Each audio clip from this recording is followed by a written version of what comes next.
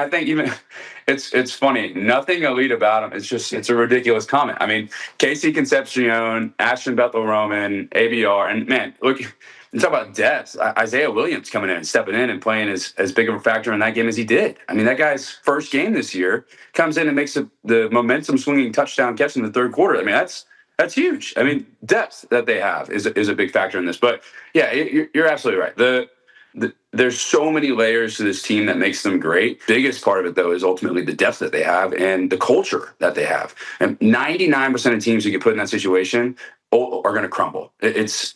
I can say that with almost 100% certainty. I've been a part of teams that went down at half and just don't come back. There's this looming feeling that you're not going to be able to come back, and that ultimately is baked into the culture that you create on your teams. And Elko has removed that. You know, we talked about battered Aggie syndrome and talk about this looming presence and feeling that eventually we're going to crumble and it's going to fall. Thankfully, I haven't been a part of all of that in my lifetime. I've played on the team, so I didn't feel it from a fan perspective like y'all have. I'm sorry for giving y'all that feeling. Sometimes I know that's frustrating, but I think that this is the change that we've needed to have brought into the program. Is you've needed to have a coach come in and wipe out this nonsense of, man, we're always going to clip ourselves whenever it comes to the end part of the season. It's like, no, that's not who we are. That's not what this team is. This team has shown you time and time again, if you punch them in the mouth, they're going to fight back harder.